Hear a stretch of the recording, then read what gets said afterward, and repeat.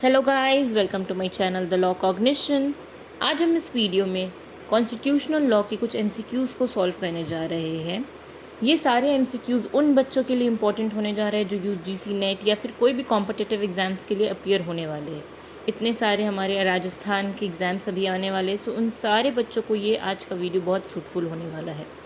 इस वीडियो में हम 15 से 20 एमसीक्यूज़ को कवर करेंगे और ऐसे मैं डेली ये वीडियोज़ लाती रहूँगी जिसमें विल बी सॉल्विंग कुछ ना कुछ एमसीक्यूज़ कोई ना कोई सब्जेक्ट्स के हम डेली ऐसे कवर करते रहेंगे, जिससे आप अपने आप को एनालाइज करते जाइएगा कि आप कहाँ तक अपने स्टडीज़ के साथ जस्टिफाई कर रहे हैं। ठीक है, so without wasting time let's get started.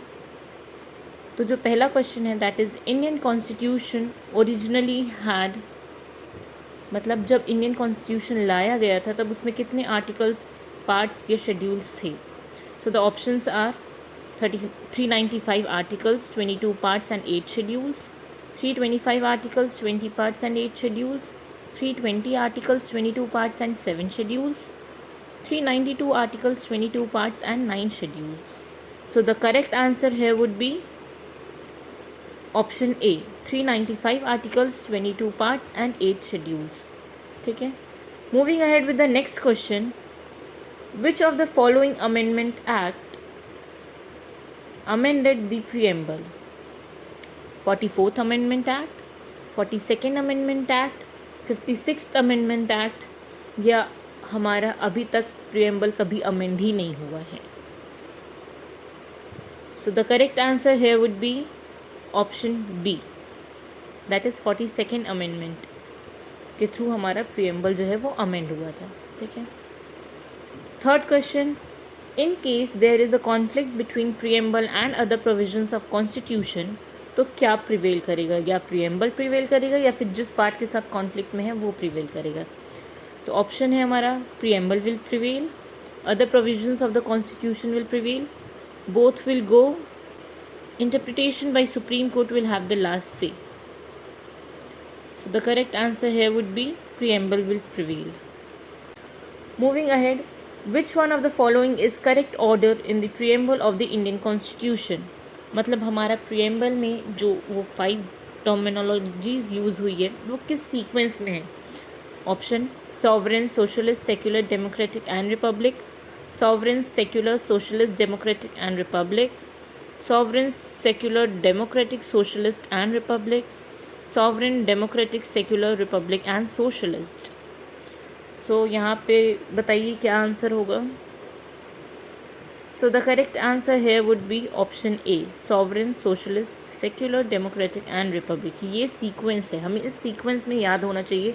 बहुत सारे आपके एग्ज़ाम्स में ये क्वेश्चंस पूछे गए हैं।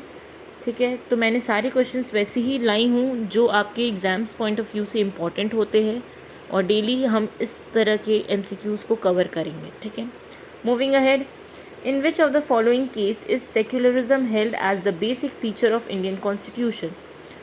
कौन से ऐसे केस में सेक्युलरिज्म को बेसिक फीचर बोला गया था इंडियन कॉन्स्टिट्यूशन का।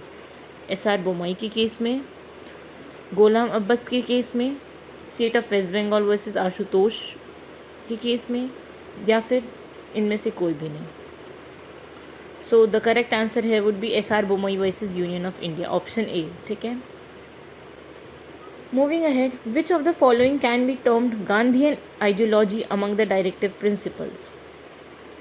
पहला, prevention of cow slaughter, promotion of cooperative societies, establishment of village panchayat, या फिर uniform civil code for the country. मतलब किसको हम गांधीयन टर्मिनोलॉजी या आइडियोलॉजी के अंदर देखेंगे। यहाँ पे हमारे पास 4 ऑप्शंस है, या तो फर्स्ट एंड सेकंड सही हो सकता है, या तो first, second and third, first and third, या फिर ऑल ऑफ दीज। तो अगर हम देखें प्रिवेंशन ऑफ काउ स्लॉटर, ये तो हमारा गांधीयन आइडियोलॉजी से रिलेट करता है। दूसरा जो है हमारा प्रमोशन ऑफ कोऑपरेटिव सोसाइटीज़, ये भी हमारा रिलेट करता है। तीसरा जो है हमारा इस्टेब्लिशमेंट ऑफ विलेज पंचायत, ये भी रिलेट करता है। लेकिन जो हमारा यूनिफॉर्म सिविल कोड है वो रिलेट नहीं करता है। सो the correct answer here would be option B. Moving ahead, Indian Constitution is framed to work as किस टाइप का गवर्नमेंट है हमारा, federal system, unitary system, federal system in normal times and unitary system in emergency, federal system in emergency and unitary in normal time. So ये तो बहुत easy सा question था, इसका आंसर होगा option C, federal system in normal times and unitary in the emergency. ठीक है,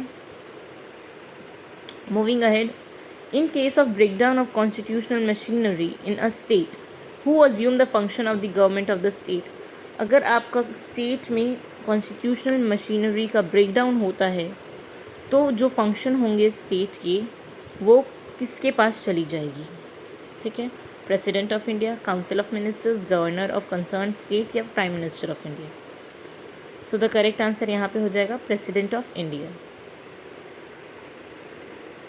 okay, the duration of proclamation issued under article 356 is. अब जो आर्टिकल 356 में हम एजेंसी का जो हमारा प्रोविज़न है उसमें जो प्रोक्लेमेशन इशू होता है वो कितने टाइम पीरियड के लिए होता है, कितना ड्यूरेशन होता है उसका, 2 मंथ्स, 3 मंथ्स, 6 मंथ्स या 1 मंथ। सो यहाँ पे correct answer would be option C, that is 6 months. Which of the following articles of Indian Constitution provides that it shall be the duty of the Union to protect every state against external aggression and internal disturbance? कौन सा article ऐसा है जो provide करता है हमारा, article 215, article 325, article 275 या article 355?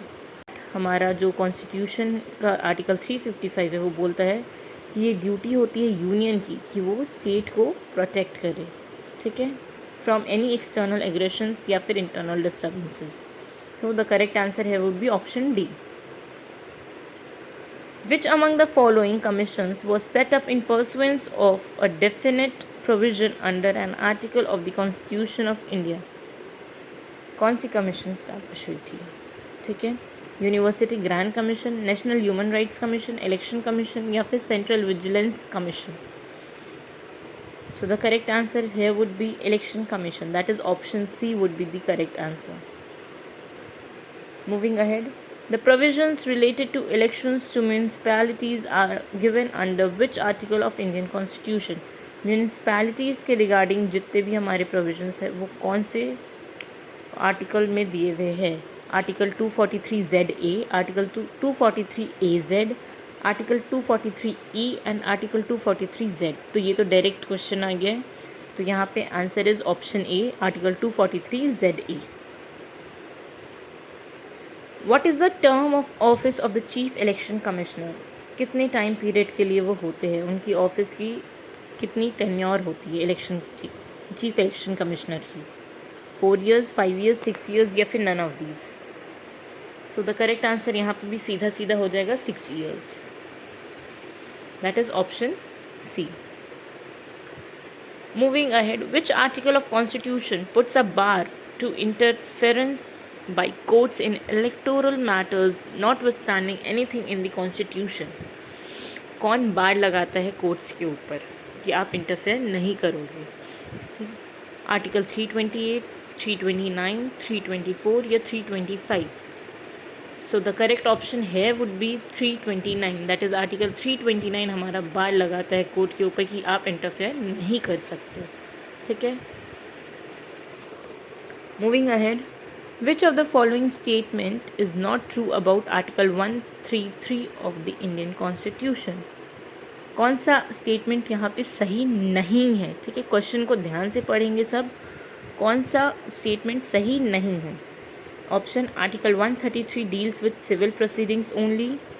No appeal lie to the Supreme Court under this article from the judgment of one judge of High Court. Where there is no warrant or justification for the issuance of certificate by the High Court under Article 133 Clause 1, the Supreme Court can always revoke it. या फिर all the above? कौन सा इसमें से सही नहीं है? सो यहाँ पे जो करेक्ट आंसर होगा वो होगा option D, that is all of the above. कोई भी इसमें से ऑप्शंस जो है वो हमारा सही नहीं है। ठीक है, आई होप ये वीडियो आपको फ्रूटफुल लगा हो। आपके कितने स्कोर्स बने हैं आप मुझे मैसेज में बताओ, और भी अगर आपको कोई डाउट हो इनमें से कोई भी क्वेश्चन में तो डू लेट मी नो। कोई भी आपको हेल्प चाहिए हो, कोई भी आपके एग्ज़ाम्स के लिए गाइडेंस चाहिए हो तो उसके लिए भी आप हमें कॉन्टैक्ट कर सकते हो। हमारे लॉ कॉग्निशन चैनल पे हम नोट्स प्रोवाइड करते हैं, कोचिंग सर्विसेज प्रोवाइड करते हैं, गाइड करते हैं स्टूडेंट्स को। तो आपकी जितने भी प्रॉब्लम्स होंगी, क्वेरीज़ होंगी, वो सारे हमारे द्वारा रिजॉल्व की जाएंगी एज सून एज़ पॉसिबल।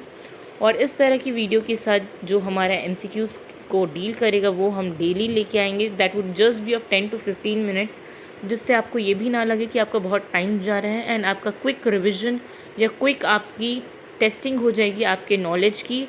तो do subscribe my channel, follow it. Thank you, bye bye, take care.